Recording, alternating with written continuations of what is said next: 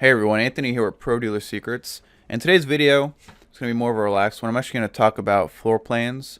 So I had some questions compiled from a few people, and I'm going to go over some questions with you now on how to use a floor plan, the risks associated, how to do it properly, and how it can actually double your business relatively easily.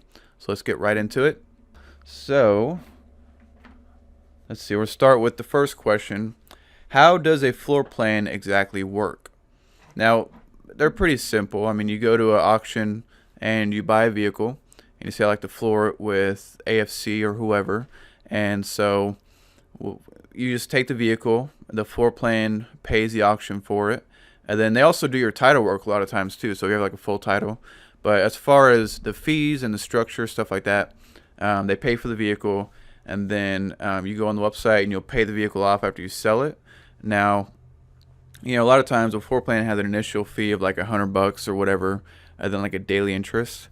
So for me, doing under $5,000 cars, usually the floor plan would wind up costing anywhere from like, $120 to $200 in total fees and interest, which sounds like a lot, but it means that you have more cars that you wouldn't have otherwise had. So if you know what you're doing, it's a great tool because now you can buy more cars and not limit yourself to cash.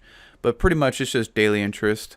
And the best version of a floor plan is actually from a bank. So if you can get like a line of credit or like a floor plan from a local bank, you will save a lot more money that way. But most people don't have that option, and they just go with the floor plan from a regular company. It says, how soon do you have to sell a vehicle before you get charged? Well, that'll vary based on the floor plan company. And it's also going to vary based on whatever contract you have established with that floor plan company. For me, when I very first started out, like when I was like 18, I was 19. And I had like a $25,000 floor plan from AFC. And it was like, the terms were pretty much that I had to pay it off within, 45 days. So I had like a 30-day curtailment, and I had to pay it off in 45 days, which is crazy. And that's how I learned how to be like so quick about selling my cars and being desperate to like get them sold as fast as possible. So looking back, it was kind of a blessing. But most floor plans on average, they'll have a curtailment after 60 days, which a curtailment is like, a pay down on the principal. So they'll usually have it after 60 days. And then after 90 days will either be a second curtailment or a payoff. And then most floor plan companies, I think after 120 days, you have to pay it off. But I mean, that varies. That's actually negotiable in a lot of contracts. They might even have different fees based on that stuff. So really, it's negotiable. You can make it almost what you want. Not what you want, but like the typical is going to be 60 days as your first payment, stuff like that. It's not a direct answer, but my rule is to always sell a car within 60 days, no matter what, whether it's cash or floor plan. What is the main benefits to using a floor plan? The main benefit is that you can buy cars that you couldn't buy before. Now, you don't want to treat a floor plan like it's not cash. You have to treat it like it's cash, and you really need to make sure you're buying cars that are going to sell quickly, because I don't like buying expensive cars on floor plan because the fees and the interest adds up really quickly. And also you can get yourself in trouble if you're making a lot of payments, every 60 days or 90 or whatever. Then you can lose a lot of cash quickly, because if you have 10 cars that are $10,000 each, a curtailment payment might be like $400. So I mean, if you go buy $10,000 cars in one day, that means 60 days later you're going to have $4,000 worth of payments to make if you don't sell any of those cars. So really, it makes the most sense whenever you're doing cheap cars, because it's a low risk, and most of the time you're going to sell those very quickly anyways. But really, if you only have like $50,000 in cash that you're buying cars with, but then you get a $50,000 floor plan, you can essentially double your inventory and double your sales pretty easily if you are careful. So if I have $50,000 cash, shouldn't I use my cash to buy cars if I turn them within 2 to 3 weeks so I don't have to pay extra fees?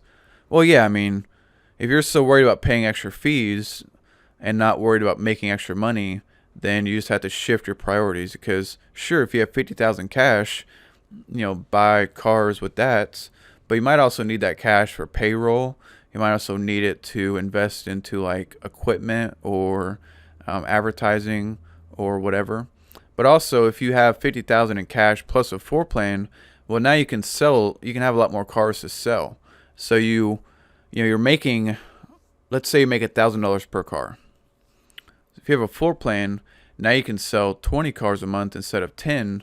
Well, you're making an extra 20,000 a month.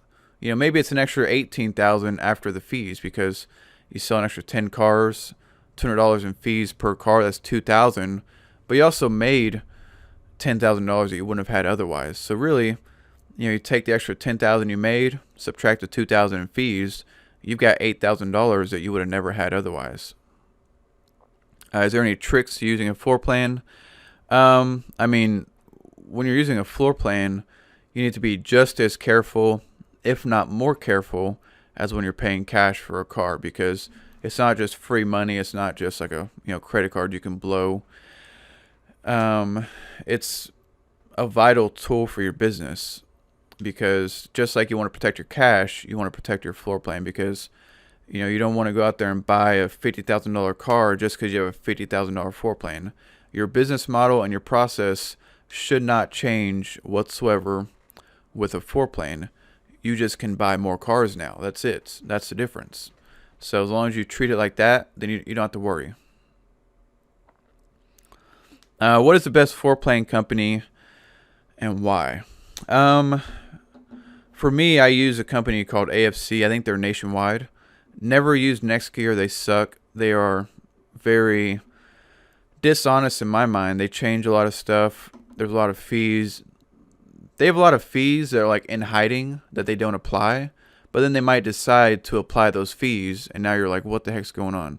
So I never use NextGear unless it's like an absolute last resort. I like local floor plan companies. Here in Oklahoma, we have one called Floorplan Express, and being that they're so small, they're actually more negotiable in their fees and their terms. They're more they're friendly. They're easy to just go talk to. They're not as corporate, so they don't have like as much stringent requirements and stuff in place. So if you can find a good local floor plan that is reliable, that's a good way to go. But AFC is a good one. My friend uses Carbucks. He says that they're pretty good. Like their fees are really cheap and their terms are pretty good. However, they're not the most organized. So you got to kind of, take AFC is very organized because they're owned by the same company that owns Odessa. And then last question is, do you currently use a floor plan? Well, yeah, when I had my dealership, I definitely use floor plan for most of my cars because a lot of my cash I spent in transport costs, fixing cars. We would spend anywhere from $400 to $500 per car. I would say on average, so we'd spend a total of like $500 per car in extra stuff above the total purchase price. So let's say you pay $3,500 for a car, the buy fee is $250, so you got $3,750 in the car. So we would on average spend an extra $400 to $500 after that and getting the cars ready, between fixing, detailing, warranty, stuff like that. So I would have 70 cars at a time, and I'd be spending anywhere from $300 to $500 per car in repairs, detail, stuff like that. So that right there, that's $20,000 to $25,000 in cash. Plus you got payroll every 2 weeks. That's another about $10,000, $5,000 or $10,000. You also have to buy like equipment sometimes. Like we bought a lift that was $2,500. We bought a really nice air compressor that was $1,000. Plus I like to keep cash in my safe or in my account safe to be ready for an opportunity that pops up. I like to invest extra too, so I'll save a lot of cash per month and put it on the side to invest. And so between all those things, you don't want to be cash poor in all your cars and not have money ready for something. So I would use, I had about $200,000 in total floor plan, and we would use it all because on about 60 to 70 cars at $3,000 each, that's $200,000 in cars. And I was obsessive about keeping the cars turning. I would always have a list of when these payments are due, how long each car has been on the lot.